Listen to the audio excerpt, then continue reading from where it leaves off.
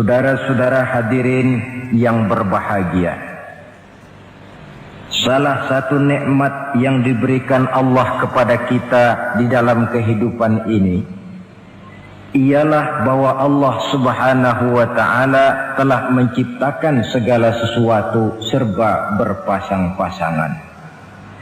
Dalam surah Yasin ayat 36 dijelaskan, Subhanallazi khalaqal azwaja kullaha mimma tumbitul ard wa min anfusihim wa mimma la ya'lamun. Maha suci Allah yang telah menciptakan segala sesuatu itu serba berpasang-pasangan, dari apa yang tumbuh di permukaan bumi, apa yang ada di dalam diri mereka sendiri, dan apa-apa yang mereka tidak mengetahuinya.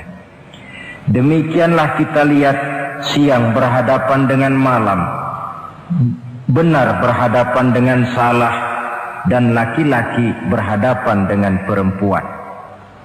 Setelah Allah menciptakan segala sesuatu itu serba berpasang-pasangan, maka Allah menetapkan aturan permainan yang mengatur seluruh kehidupan makhluk yang serba berpasang-pasangan itu. Kita tentu maklum, apapun saja yang kita lakukan dan kita perbuat tanpa ada aturan akan berakhir dengan kekacauan. Cobalah kita bikin satu sekolah, buka satu sekolah, tidak usah pakai aturan, tentu kacau. Bikin organisasi tanpa memakai aturan, tentu kacau. Demikian daripada kehidupan ini, kalau tanpa ada aturan, tentu kekacauan yang akan timbul. Allah pencipta manusia. Allah tahu benar kemampuan maksimal manusia. Oleh sebab itu, aturan permainan yang diturunkan Allah tentu sesuai benar untuk manusia. Satu contoh kecil, pabrik mobil di Jerman bikin mobil namanya Mercy. Seiring dengan itu dia keluarkan buku petunjuknya. Mobil ini namanya Mercy, kecepatan maksimal sekian ratus kilometer per jam, daya angkut maksimal sekian ratus kilogram. Kalau rusak memperbaikinya begini, onderdilnya pun ini. Karena pabriknya yang membuat mobil, lalu pabriknya pula yang mengeluarkan buku petunjuk, sudah tentu buku petunjuk itu sesuai benar dengan mobilnya. Dan tidak bisa kita punya mobil Mercy rusak, lalu kita perbaiki dengan menggunakan buku petunjuk yang dikeluarkan oleh pabrik mobil Toyota misalnya. Jelas mobil bukan tambah baik, malah makin hancur tidak karu-karuan. Kalau manusia menginginkan satu hidup yang baik, tidak ada pilihan lain, dia harus memakai aturan yang diturunkan oleh yang bikin manusia. Dan aturan itu telah turun dalam bentuk agama Islam yang kita cintai ini. Manusia laki-laki dihiasi dengan perasaan senang cinta kepada perempuan. Itu biasa, normal, wajar. Tapi lalu Allah menurunkan aturan permainan yang kalau peraturan ini dilanggar akan membawa kerugian bagi manusia sendiri.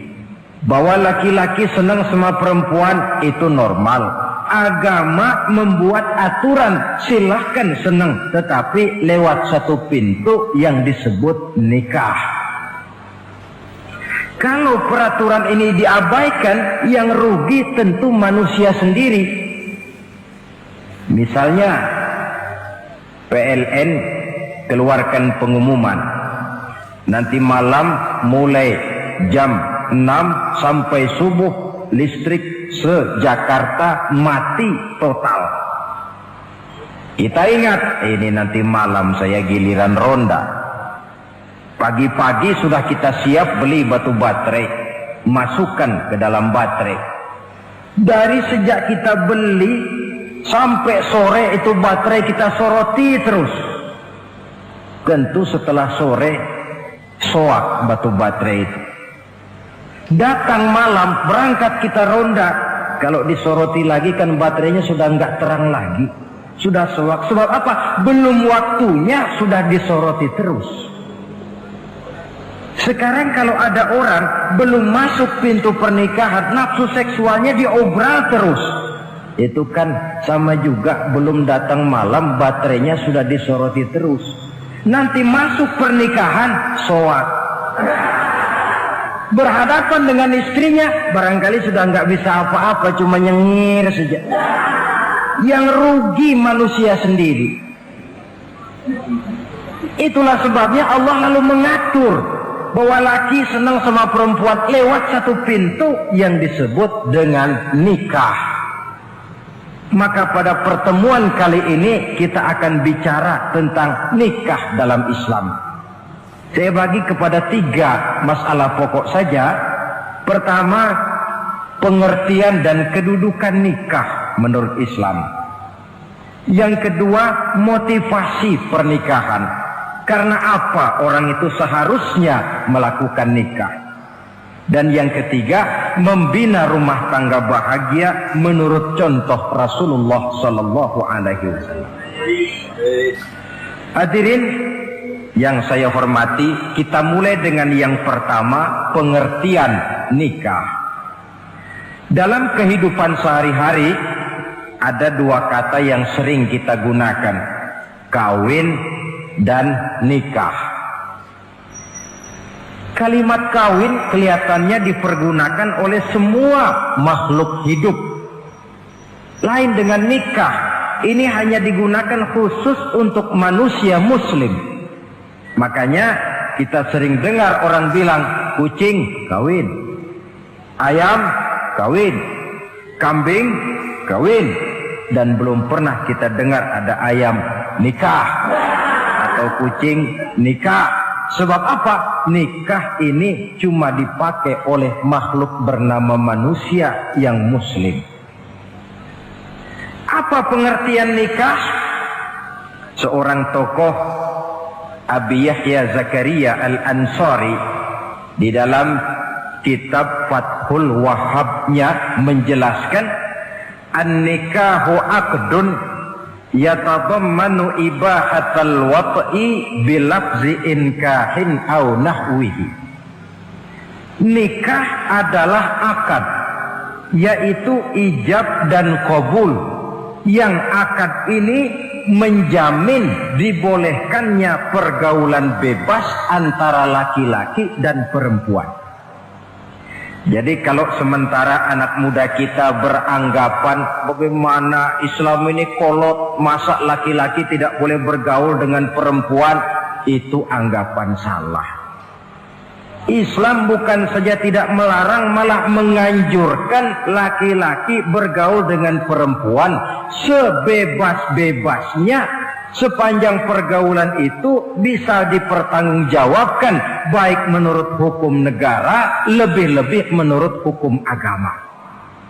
Coba orang kalau sudah akad, sudah ijab qabul, ada saksi, ada wali, selesai itu dia masuk ke dalam kamar berdua, bergaul di situ sebebas-bebasnya, itu saya kira 100% halal. Tidak perlu lagi orang curiga, tidak perlu lagi sembunyi-sembunyi. Kenapa? Ini bentuk pergaulan yang bisa dipertanggungjawabkan. Kalau tidak, dengan dalih new morality, kebudayaan modern, lalu melakukan yang disebut free love, free sex, common living, hidup bersama tanpa nikah alias kumpul kebo. Dan saya kira itu kebo cuma mewakili saja. Artinya begitulah kalau binatang itu kumpul. Sebab kumpul kucing pun saya kira begitu, kumpul ayam pun begitu. Kebo cuma mewakili binatang dalam kalimat itu. Tengoklah berapa banyak sudah bayi-bayi yang lahir ke dunia ini tanpa tahu kemana dia harus memanggil bapak. Berapa banyak gadis-gadis bergelimpangan jadi korban dari orang-orang yang tidak bertanggung jawab.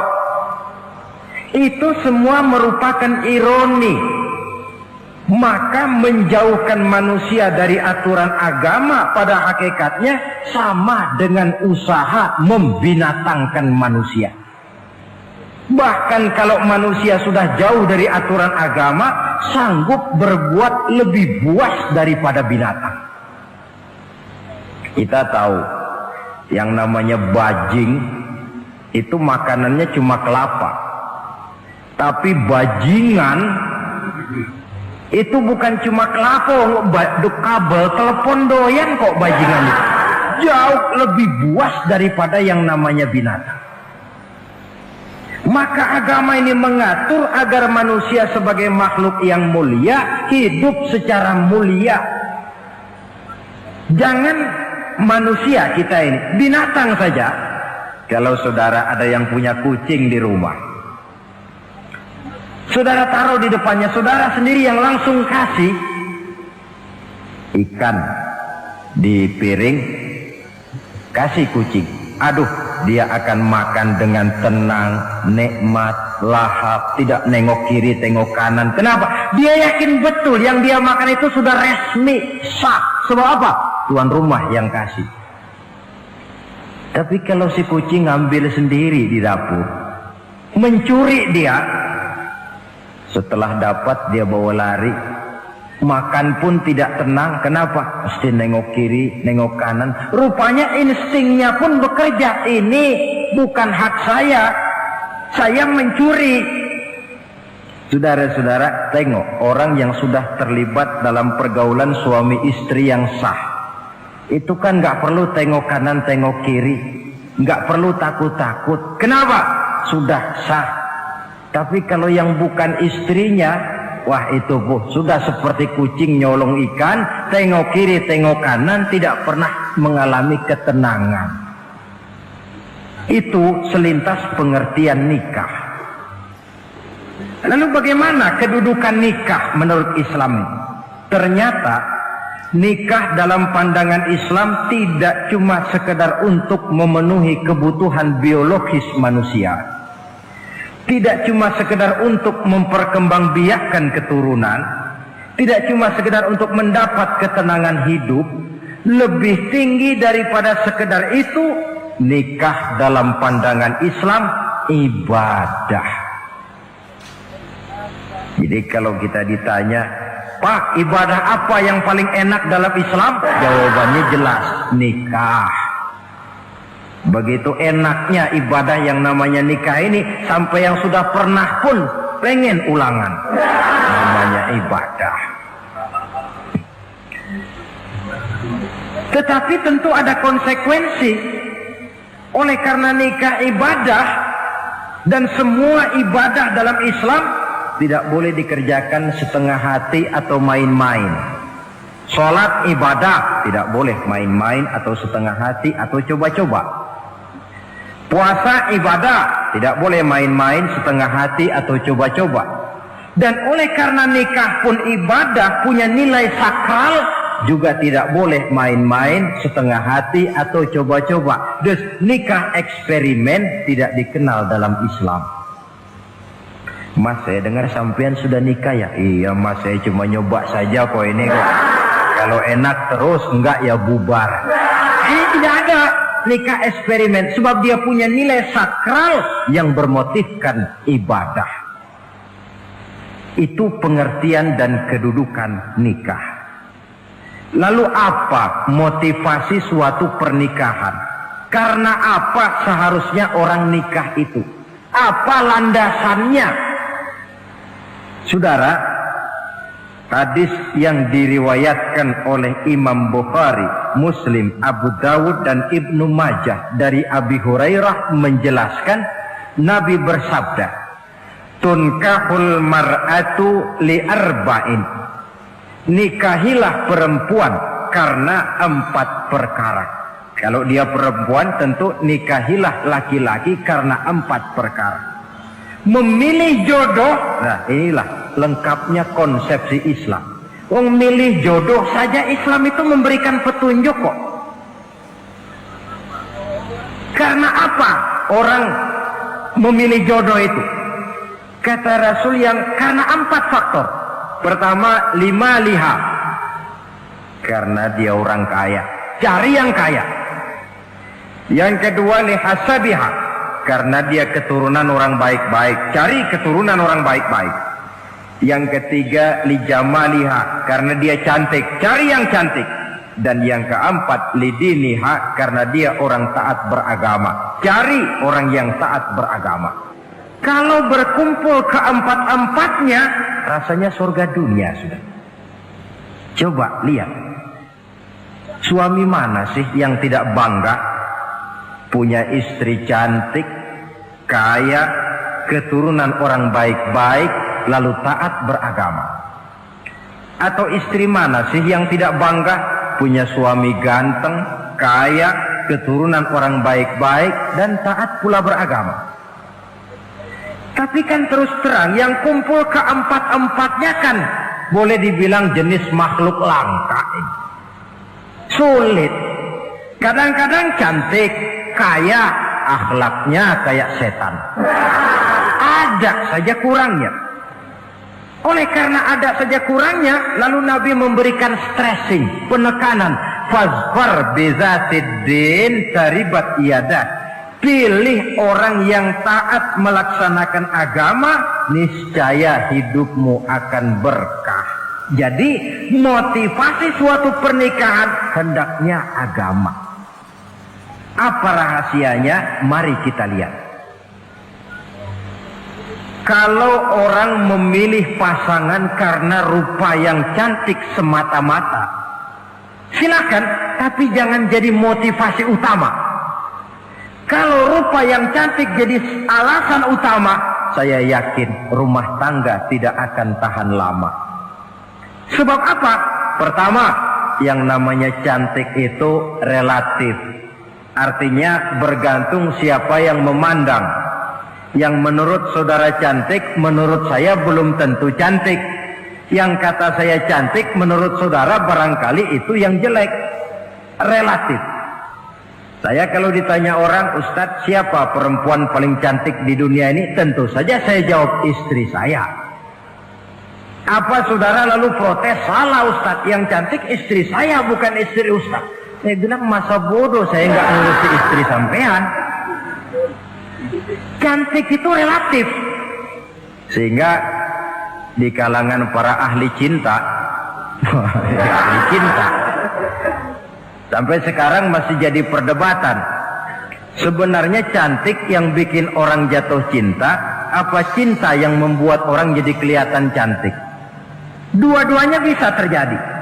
Mungkin karena cantik orang jatuh cinta, dan bisa juga karena sudah kadung cinta orang kelihatannya jadi cantik. Tapi yang jelas cantik relatif. Yang relatif tidak bisa dijadikan sandaran utama. Yang kedua, yang namanya cantik itu temporer, artinya berubah oleh pergeseran masa dan pertukaran waktu. Sekarang dia cantik, of course, sedang sweet 17-an, sedang honeymoon, sedang bulan madu, sedang pengantin baru, tentu saja cantik. Punya dia anak satu, kecantikan mulai menurun. Punya dia anak dua, kulit mulai keriput. Punya dia anak tiga, apalagi tak pandai bersolek, sudahlah onderdir mulai pada copot. Kalau rumah tangga didasarkan kepada rupa yang cantik saja, selesailah rumah tangga sampai di situ. Yang ketiga, di atas langit, rupanya masih ada langit lagi. Di atas yang kita anggap cantik, rupanya masih ada yang lebih cantik. Kalau cantik yang kita kejar, kita akan jadi petualang yang pindah dari perempuan satu ke perempuan yang lain. Cinta bajak laut namanya. Di mana kapal berlabuh, di sana cinta mendarat. Saudara hadirin yang saya hormati, padahal sate dengan singkong itu kan bedanya cuma di tenggorokan. Kalau sudah masuk ke dalam perut, kenyangnya barangkali sama.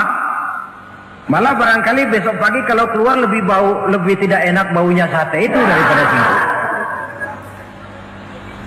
Makanya orang kalau sudah nikah oleh Nabi dipesan, Apabila kamu di jalan melihat perempuan yang membuat kamu kagum, cepat-cepatlah pulang ke rumah.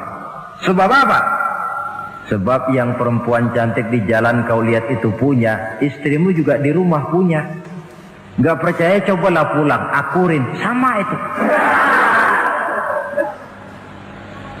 Silakan cari yang cantik, tapi jangan dijadikan motivasi utama. Yang kedua, kalau perkawinan pernikahan cuma karena harta, silakan cari yang kaya. Tapi kan harta itu kata Imamul Ghazali, al-mal zillun zail. Harta bagaikan bayangan. Sore di sebelah barat, tengah hari di tengah, sore pindah ke sebelah timur. Hari ini dia kaya, besok dia bangkrut. Roda itu berputar. Kalau harta dijadikan pilihan utama, boleh jadi dalam hidup berumah tangga ada pepatah, ada uang abang disayang, tidak ada uang abang melayang. Artinya pun rumah tangga tidak akan tahan lama. Yang ketiga, kalau karena keturunan, persilahkan cari keturunan yang baik-baik. Namun toh pada akhirnya orang diajarkan bahwa kita ini mau besar atau tidak, bukan dengan jalan menyempeng kepada kebesaran orang lain, tetapi ditentukan oleh kepribadian kita sendiri. Sekarang kalau karena agama, Nabi berikan penekanan fazfar bizatid din taribat yadak. Pilih orang yang taat beragama, niscaya hidupmu akan beruntung. Apa rahasianya? Tidak lain rumah tangga Rasulullah Sallallahu Alaihi Wasallam. Yang ini artinya kita sudah masuk kepada bagian ketiga, bagaimana membina rumah tangga bahagia menurut contoh baginda Nabi. Saudara, bagaimana sih rumah tangga Rasul itu? Kelihatan dari dua ucapannya, pendek, singkat, tapi punya pengertian filosofis yang mendalam. Dua kalimat saja beliau bilang tentang rumah tangganya, yaitu baiti jannati, rumah tanggaku laksana surga bagiku. Bayangkan, kalau seorang suami sudah mampu berkata macam begitu, bahagia hidupnya. Ini barangkali tantangan buat kita semua. Mampukah kita di rumah tangga berkata semacam perkataan beliau tadi? Baiti jannati, rumah tanggaku laksana surga bagiku. Padahal dari sejarah kita baca, Rasul itu rumahnya kecil.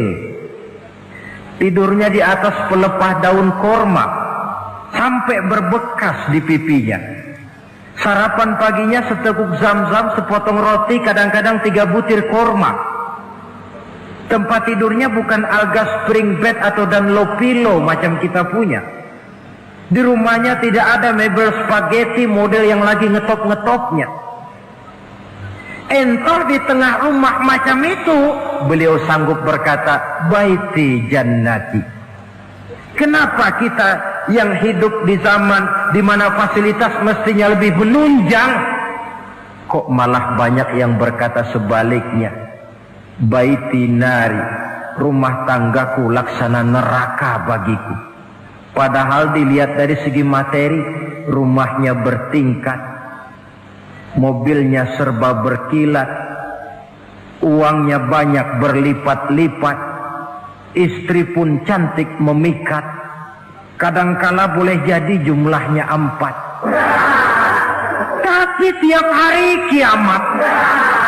Kenapa ini? Marilah kita lihat. Ternyata rumah tangga Rasul itu motivasinya tidak lain agama.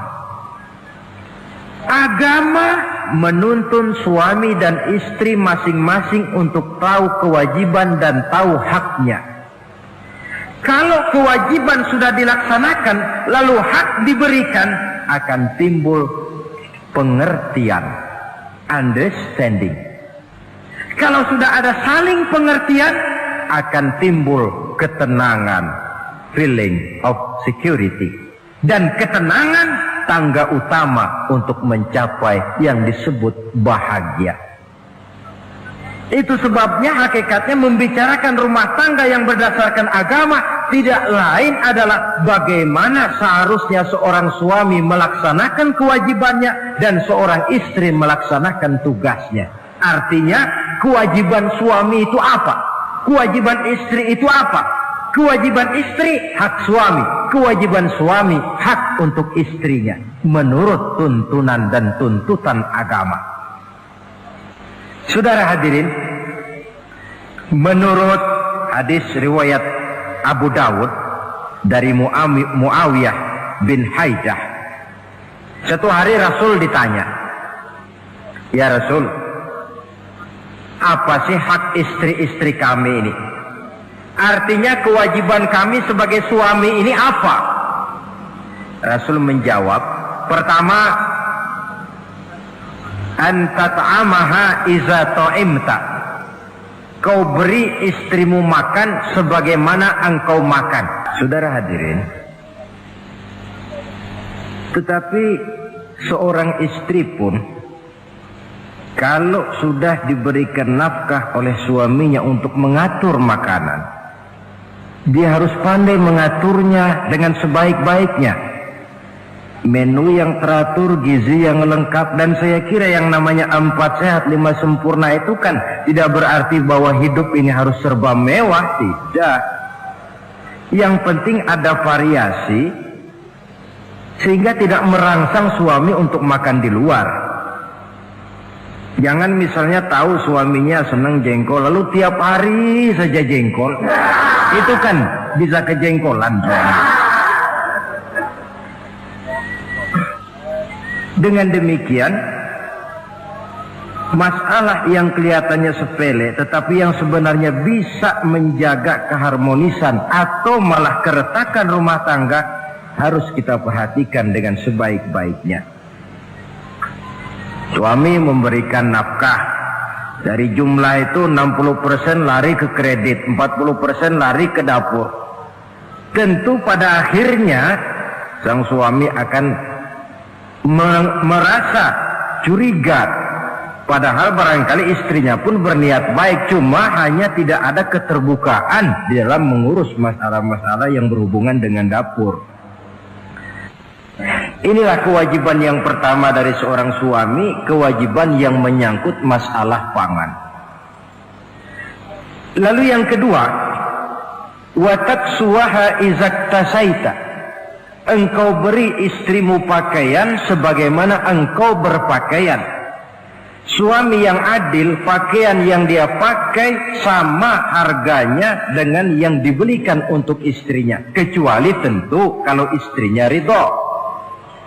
Zalim seorang suami jikalau untuk dia misalnya dia beli pakaian yang mahal-mahal, jasnya dia pakai Switzerland wool, sarungnya Samarinda. Kalau dia pakai sepatu, belilah sepatunya. Sementara istrinya cuma pakai kain belacu saja. Kenapa mesti begitu? Sebab, saudara hadirin, istri kita sebenarnya adalah bagian daripada hidup kita.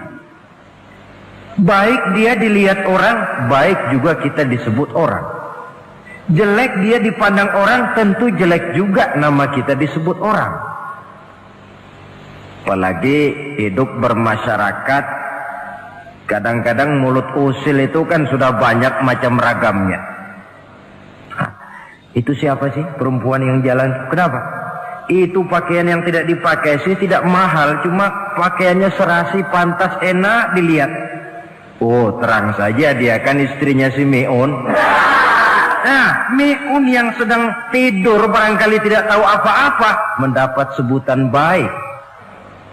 Cobalah kalau istri kita semaunya saja, orang akan bilang, ah itu perempuan, kenapa? Saya gerah ngelihatnya.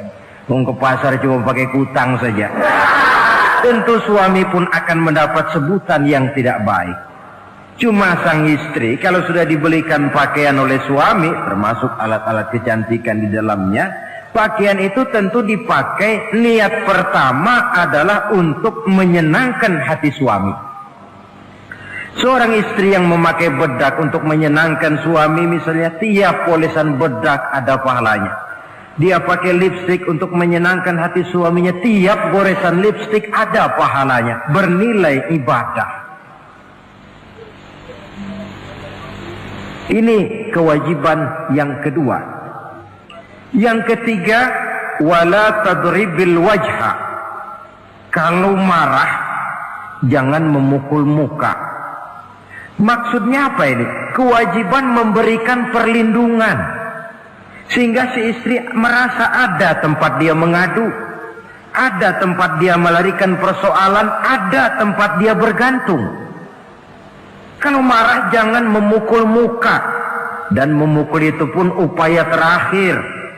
Kalau tidak bisa dengan kata yang lemah lembut, agak sedikit keras katanya. Kalau dengan kata yang keras tidak juga bisa pisah tempat tidur.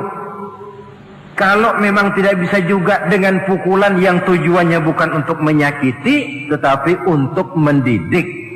Allah tadribal wajha. Kalau marah jangan memukul muka, dan memukul pun bukan jalan pertama, tapi upaya terakhir dengan tujuan bukan untuk menyakiti, tapi untuk mendidik sang istri.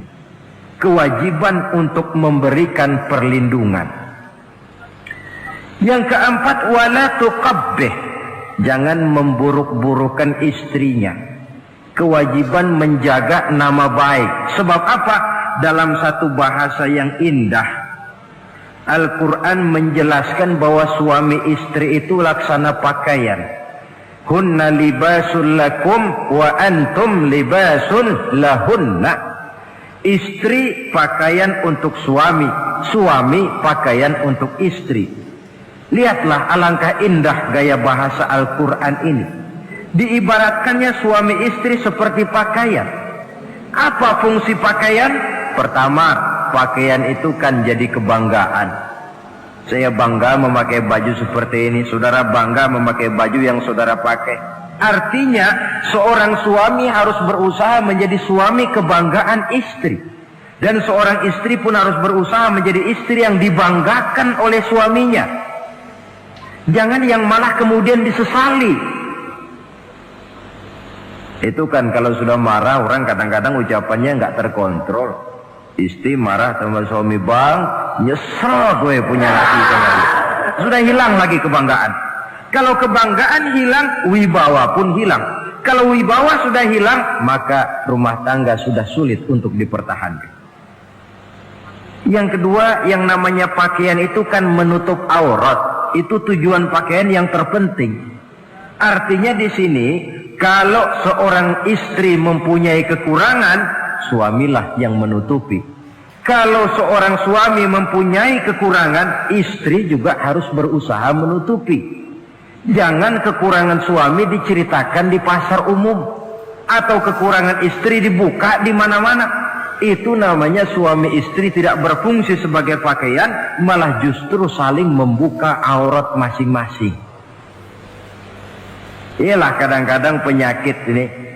Kadang-kadang yang namanya perempuan dari rumah itu berangkat ngaji katanya. Sampai di pengajian apa? Suaminya diakur-akurin. Bayu bagaimana suami? Wah, suami saya payah. Dipayahkannya suaminya di mana-mana. Atau aib dan kekurangan istri diceritakan di mana-mana. Orang bertanya, gimana mas istrinya? Oh, nggak maju. Loh, kenapa istrimu kan cantik? Iya, soal cantik sih iya, tapi tidurnya kok ngiler ini. Nah, ini kan nggak perlu yang macam begini ini. Tidak bisa menjaga apa yang disebut security informasi. Fungsi pakaian sebagai suami istri tidak berjalan di dalamnya. Saling menjaga kehormatan diri. Ini yang keempat. Yang kelima, wala tahjur illa fil bait. Jangan berpisah dari istri kecuali di rumah. Maksudnya begini. Kalau satu hari seorang istri suami marah kepada istrinya, tidak usah istri itu disuruh pulang ke rumah orang tuanya, ke rumah mertua lalu diusir, tidak. Cukup pisah tempat tidur saja. Ini maknanya wala tahjur illa fil baiti. Umpamanya, dek malam ini saya sedang tidak enak pikiran, kau tidur di kamar belakang lah, saya kamar depan. Cukup pisah tempat tidur saja, tidak perlu istri dipulangkan ke rumah orang tuanya. Nanti umpamanya tengah malam turun hujan, udara dingin, pikiran berubah, merasa perlu, kan tinggal manggil. Tidak jauh secara psikologis ajaran semacam ini bisa kita terima. Saudara hadirin yang saya hormati, ini pada prinsipnya kewajiban seorang suami. Kewajiban yang menyangkut masalah pangan, sandang, perlindungan, memelihara kehormatan dan menjaga ketenangan di rumah tangga dengan menyelesaikan persoalan di rumah tangga itu secara intern. Jangan belum apa-apa sudah mertua diundang, orang tua dibon. Persoalan belum tentu selesai tapi masalah sudah meluas. Cobalah kita selesaikan intern dulu. Kalau kemudian ternyata dianggap perlu mengundang orang tua, mertua, keluarga, baru kita upayakan ke arah itu. Ini kewajiban suami dan ini merupakan hak istri. Lalu bagaimana kewajiban istri sekarang ini? Istri kewajibannya merupakan hak untuk suami. Saudara, dari hadis yang diriwayatkan Imam Ibnu Majah dari Ali bin Yazid dari Abi Umamah, Nabi bersabda, "Mastafadal mu'minu ba'da taqwallahi azza wa jalla khairan lahu min zaujatin salihah." Bagi seorang mukmin, sesudah dia mempunyai sifat takwa kepada Allah, tidak ada yang lebih membawa manfaat selain daripada istri yang salihah. Istri salihah itu yang bagaimana? Yang hidup mampu melaksanakan kewajibannya. Apa kewajibannya? Kata Nabi, pertama, in amaraha ata'athu. Kalau diperintah, dia taat. Kewajiban istri yang pertama, taat kepada suaminya. Begitu besar kewajiban taat kepada suami, sampai-sampai Nabi pernah menyatakan, "Lau kuntu amiran ahadan ayyasjuda li ahadin la amartul mar'ata an tasjuda li zawjiha." Kalau saja boleh, kata Nabi, aku memerintahkan manusia sujud kepada sesama manusia, tentu aku perintahkan istri untuk sujud kepada suaminya. Untung saja sujud kepada manusia tidak boleh. Kalau boleh, istri itu disuruh sujud kepada suami. Tentu karena besar hak suami atas dirinya. Yang kedua, ibadah sunnah tidak mendapat izin suami juga bukan saja tidak berpahala, malah berdosa.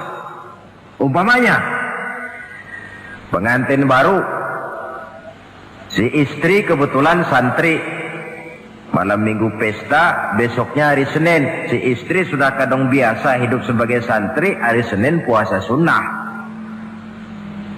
Dia bilang sama suaminya, "Bang, besok saya mau puasa sunnah nih, hari Senin." Kata suaminya, "Kalau kau puasa juga kau kejam. Lalu kau puasa, aku disuruh ngapain?" Tidak diizinkan oleh suami, dia puasa juga. Bukan saja tidak mendapat pahala, malah berdosa. Sampai amalan yang sunnah pun tidak diizinkan oleh suami, berdosa. Apalagi amalan yang mubah, apalagi amalan yang tidak ada dasar hukumnya, perintahnya. Sepanjang perintah suami tidak untuk maksiat kepada Allah, istri wajib untuk taat. Dalam hadis lain kita temukan Nabi bersabda, "Idza da'a ar-rajulu imra'atahu ila firashihi." Kalau seorang suami memanggil istrinya ke tempat tidur. Ini bahasa kinayah. Manggil ke tempat tidur kan tentu nggak perlu penjelasan. Masa mau nyambal di tempat tidur kan enggak. Fa'abat, si istri tidak mau. Lantaran istri tidak mau, suami jengkel. Fabata ghadbana 'alaiha. Sampai dalam jengkelnya tidur. La'anat hal malaikatu hatta tusbiha. Istri macam itu dilaknat, dikutuk oleh malaikat sampai datang waktu pagi. Kewajiban untuk taat. Namun sebaliknya, seorang suami pun jangan mentang-mentang istri wajib taat lalu overacting. Segalanya main tunjuk, segalanya main komando, segalanya main perintah. Sebab contoh yang diberikan oleh Rasul tidak begitu. Rasul kita baca dalam sejarah menjahit bajunya sendiri, memperbaiki kasutnya sendiri. Artinya yang bisa ya dikerjakan tanpa harus menggantungkan semuanya kepada sang istri. Kewajiban untuk taat. Nah, penutup tentang taat ini ada sebuah hadis pula di mana baginda Nabi bersabda, ayyumam ra'atin matat wa zawjuha anha radin dakhalatil jannah. Kalau seorang perempuan meninggal dunia, suaminya ridho kepadanya, maka perempuan itu akan masuk surga. Artinya, kalau seorang istri meninggal, ya dia tukang ngaji, ya tukang sholat, ya suka puasa, ya gemar sedekah, tapi meninggal suaminya tidak ridho, pintu surga belum dibukakan sampai suaminya ridho kepadanya. Ini menggambarkan tentang besarnya kewajiban taat seorang istri kepada suaminya. Ini kewajiban pertama. Lalu kewajiban yang kedua kata Nabi, wa in nazara ilaiha sarrathu. Kalau dipandang oleh suaminya, dia pandai menggembirakan, menyenangkan hati suaminya. Menjadi istri yang pandai menyenangkan hati suami. Siapa contohnya? Kita lihat misalnya istri Nabi, diantaranya Sayyidatuna Khadijah radhiyallahu anha. Ketika Nabi pertama kali menerima wahyu berhadapan dengan malaikat Jibril, beliau kembali ke rumah dengan tubuh gemetar. Setibanya di rumah beliau berkata, "Zammiluni ya Khadijah." Khadijah, selimuti saya. Kenapa bang? Barusan datang malaikat Jibril, dia katakan begini-begini, saya khawatir Khadijah. Khadijah tahu suaminya sedang gelisah. Sebagai istri yang bijak beliau tampil, apa katanya? Kalla ma yukhzikallahu abada. Tidak apa-apa bang, jangan khawatir, Allah tidak akan menyusahkan abang buat selamanya. Ini istri yang pandai menyenangkan hati suami. Suami pulang dagang dari pasar, rugi. Istri tampil. Itulah bang, romantikanya dagang. Masa selamanya saja, untung sekali-sekali lah rugi. Si suami kan tidak terlalu pusing kepalanya. Jangan sudah di pasar rugi, sampai rumah istri pidato, peletar-peletor macam petasan. Dasar suami goblok, dagang saja rugi. Sudahlah di pasar rugi, sampai ke rumah digoblok-goblokin. Itu nanti suami kan bisa kena penyakit yang disebut broken home. Penyakit nggak betah di rumah. Seorang istri kalau suami sudah kena penyakit tidak betah di rumah, itu mesti siap-siap mental untuk dimadu. Nah, jadi kalau tidak dimadu bagaimana? Berusaha bikin betah suami di rumah. Suami pulang kantor jam 2, setengah 2 dandan, kalau perlu setel habis. Kalau perlu, kelihatan suami akan datang, bukakan pintu, sambut dengan senyum. Apalagi kalau senyumnya Pepsodent. Saya kira suami bagaimanapun lelahnya, peras keringat, banting tulang, pulang mencari nafkah, kalau kembali di rumah disambut dengan senyum, hilang capeknya. Tapi bayangkan, sudahlah di kantor capek, peras keringat, banting tulang, sampai pula di rumah yang nyambut cuka sama kukusan. Udah asem, monyong. Suami mana yang kerasan tinggal di rumah? Menjadi istri yang pandai menggembirakan, menyenangkan hati suaminya. Bahkan diizinkan bohong untuk menyenangkan hati suami. Umpamanya, suami kebetulan habis obyeknya gol. Karena ingin menyenangkan istri, mampir di pasar beli kain batik. Si suami tidak tahu bagaimana kain batik yang bagus, beli saja sembarangan. Sudah kainnya kasar, warnanya norak, harganya yang mestinya murah jadi mahal, dibawa pakaian itu pulang. Istri lihat dan tahu kalau ini batik jelek, norak, kasar, harganya pun murah. Tapi dia ingin menyenangkan hati suaminya. Suaminya tanya, bagaimana dek kain batik ini? Waduh bang, bagus betul kain ini. Pinter benar abang milih warna ini. Emang yang kayak begini ini bang, coba lihat tetangga kita mana ada yang pakai kain kayak begini. Ya memang gak ada, jelek. Suami senang tentu kalau kain itu oleh istrinya, ngaji dipakai, keundangan dipakai, tidur dipakai, masak dipakai, nyuci pun dipakai. Suami makin bangga, wah kain yang saya beliin dipakai terus ini. Lain pula istrinya, dalam hati dia berpikir, biarin deh gue pakai terus biar cepat hancur, nggak ada urusan. Coba kalau waktu itu si istri jujur, dasar laki goblok, beli kain kayak begini, sono pulangin. Nah, mungkin suami yang sudah payah-payah mau menyenangkan hati istrinya malah berbalik pikirannya.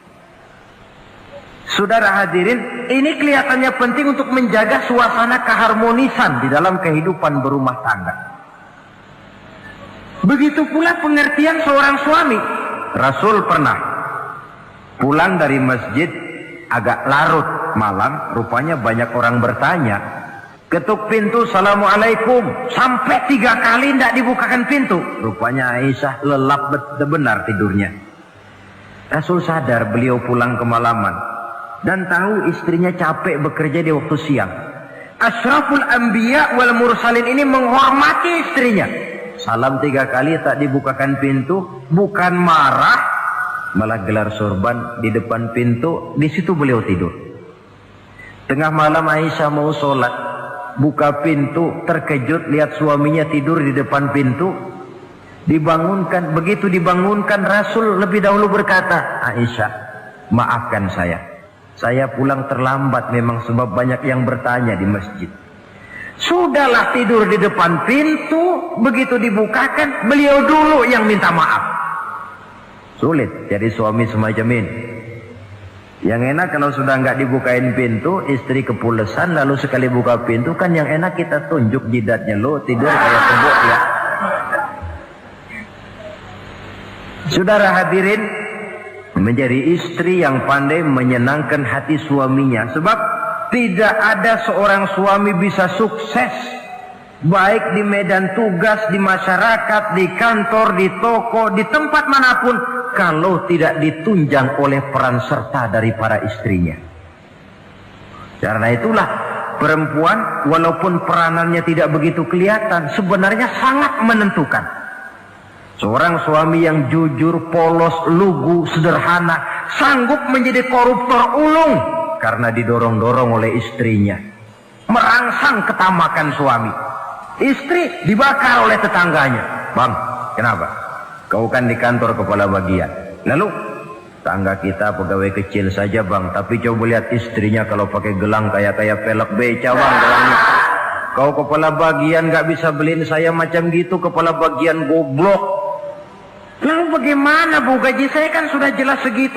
Iya, kamu kan kepala bagian. Apaan kayak di kantor sabet. Kalau sudah main sabut-sabutan begini, sudah merangsang suami untuk berbuat yang tidak baik. Kecil, tidak begitu kelihatan, tapi sangat menentukan. Istri yang soleh, yang bisa melaksanakan kewajibannya, yaitu pandai menyenangkan hati suaminya. Ini kewajiban istri yang kedua. Yang ketiga, wa in aqsama alaihi abarrathu. Kalau suami memberikan sesuatu, dia pandai berbakti, menjadi istri yang pandai bersyukur kepada suami. Kita ingat ketika pulang Mi'raj kan Rasul bercerita, saya dalam perjalanan itu diperlihatkan neraka, kata Rasul. Saya lihat kok isinya kok lebih banyak perempuan daripada laki-laki. Nah, sahabat heran, ya Rasul, lebih banyak perempuan? Iya. Apa mereka tidak sholat? sholat. Apa mereka tidak pernah hadir di majelis taklim? Oh, rajinan dia sama suaminya. Ada apa? Tidak pernah baca Quran? Rajin. Lalu kenapa kok isinya kebagian besar perempuan? Rasul menjawab, hunna yakfurnal asir. Mereka umumnya tidak pandai bersyukur kepada suaminya. Hujan panas setahun dibalas dengan hujan sehari. Kalau suaminya sedikit salah, sudah kehilangan pertimbangan, tertutup seluruh kebaikannya. Yang kelihatan cuma salahnya saja. Maka sebaiknya di dalam hidup berumah tangga, baik suami maupun istri itu masing-masing sedia timbangan. Kalau satu saat suami salah, istri ambil timbangan. Timbang, suami saya salahnya ini, jasanya ini. Bertahun-tahun dia hidup mencari nafkah buat saya, membelikan pakaian untuk saya, mencarikan makan untuk saya. Salahnya ini. Timbang, mana lebih banyak salahnya atau benarnya? Dengan demikian kita akan bisa menghasilkan keputusan objektif. Giliran istri yang salah, suami yang ambil timbangan, ukur mana lebih banyak baiknya atau salahnya. Kalau tiap kita masing-masing punya timbangan, insya Allah nilai-nilai objektif dari suatu pertimbangan akan bisa kita temukan dalam mengambil keputusan. Istri yang pandai berbakti membalas budi daripada suaminya. Kewajiban yang keempat dari seorang istri, wa in ghaba anhu nasahathu fi nafsiha wa malihi. Kalau suami tidak ada di rumah, dia pandai menjaga kehormatan dirinya dan pandai menjaga harta suaminya. Tidak mencari kesempatan dalam kesempitan. Suami lembur, istri ngompreng. Dan pandai menjaga harta suaminya.